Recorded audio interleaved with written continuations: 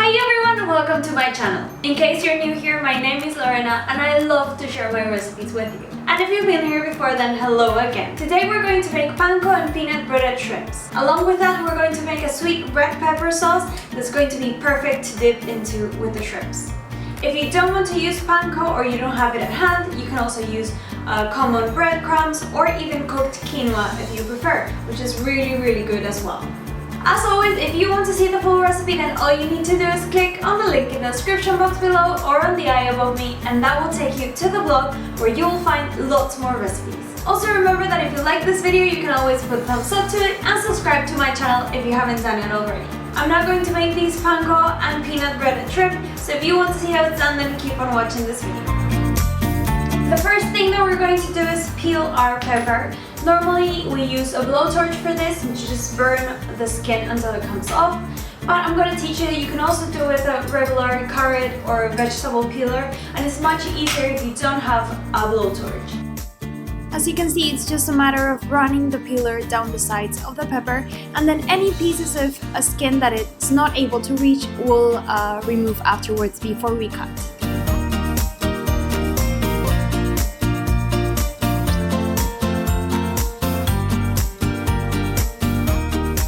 Just removing some skin that the peeler didn't get to remove, and so now I'm going to just cut it into small cubes.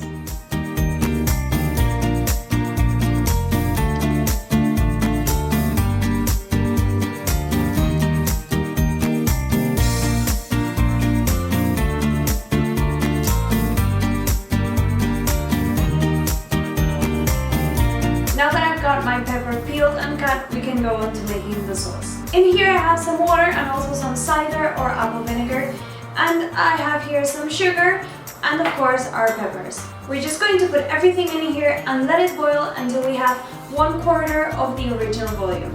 Oh, and if you like chili peppers, you could do half a pepper and half a chili pepper, or even a whole chili pepper and half a pepper, and then just boil it in here as well along with the pepper and the sugar.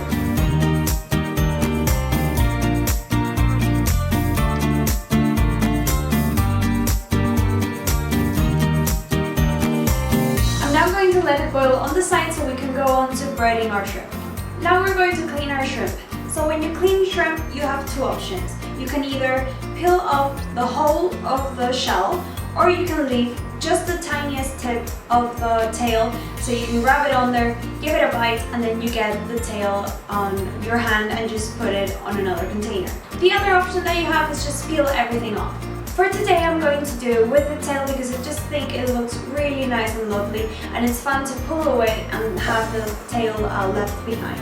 The other thing that we need to do is remove the vein from the top. I'll teach you how to do that, and I have a bowl here with a bit of water so we can, get rid of that really fast.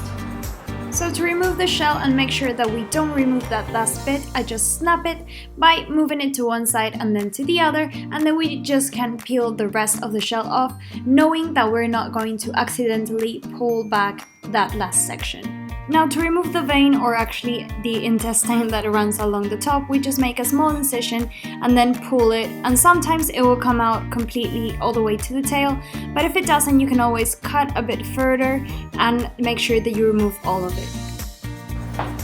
Okay, I have my shrimp ready now. I've removed all the shells and also removed the vein from them, and so they're nice and clean and ready to be breaded.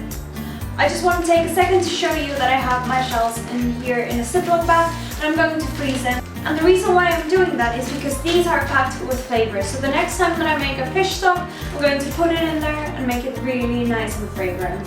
It's really important that when we cook at home, we try to take the most advantage as possible from our products, and this is one way of doing it.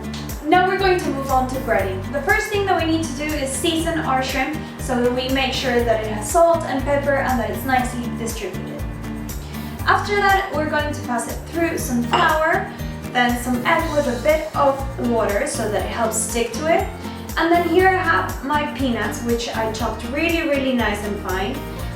You can also use a food processor, but only pulse it until you get a nice fine texture. And also I've mixed it with the panko bread. So for this and any time that you want to bread, this is the process. You go first into the flour, then to the egg, and finally to the breadcrumbs or quinoa or panko or nuts or anything that you want to put in there. Even here you can take out the peanuts or replace them with something else, maybe some walnuts or almonds, just anything that you might have at home. The other thing that you want to remember is that you need to have one dry hand and a wet hand. Because if you start putting the same hand into all of this, then you're going to break your hand and it's going to get really uncomfortable.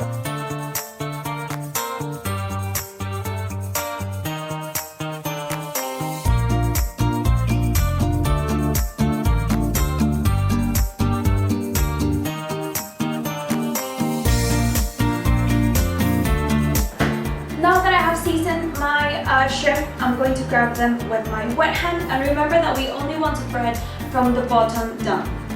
So I'm going to put it inside the flour, like so, and remove any excess.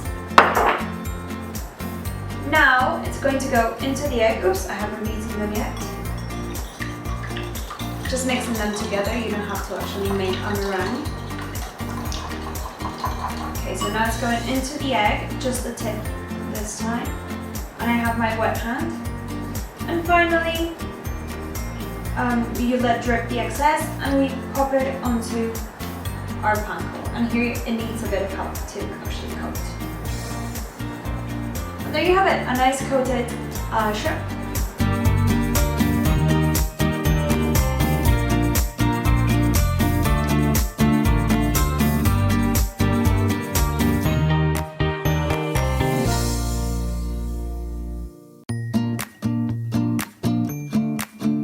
Here I have all my panko and peanut breaded shrimp, and they're now going to go into the fridge for at least 30 minutes, or you could also pop them in the freezer for about 15 minutes. What the cold does is it makes the egg extra sticky, and therefore when we pop them inside the hot oil, the panko and peanuts won't come off of the shrimp. While my shrimp are in the fridge, I'm going to go ahead and blend my sauce, which has already reduced quite a bit.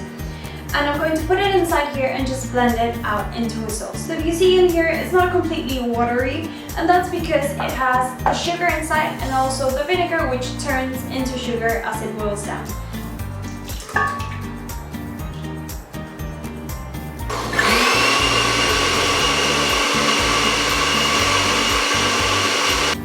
It's important to scrape down the sides just to make sure that all the peppers are getting blended.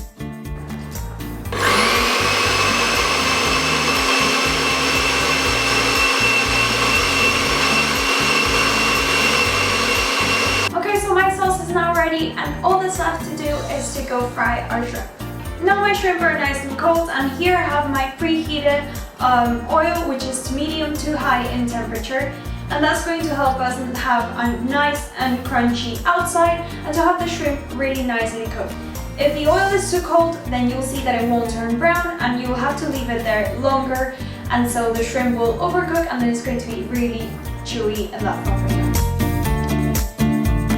So that's the amount of bubbles that you want to look for when you put the shrimp in. Any less than that, then it's too cold, and if it's more than this, then it might be too hot.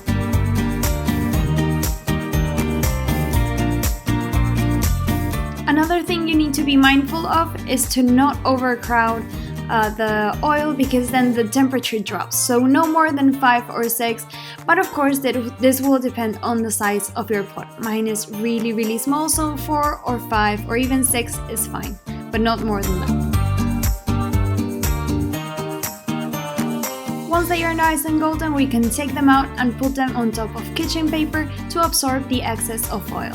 And that's it, you have amazing and crispy panko breaded shrimp. That was my panko and peanut breaded shrimp recipe. I really hope you liked it. If you did like it, don't forget to put thumbs up to this video. It makes me really happy. Also, if there's anything that you would like me to teach you how to make, whether it's savory or sweet, you can leave a comment below. I'm posting recipes every Thursday and Sunday, so if you don't want to miss any of them, then I recommend that you subscribe to my channel. It's free and only one click away. You can also follow me on Instagram, Pinterest and Facebook as Cravings Journal. Thank you so much for watching this video, and see you next time.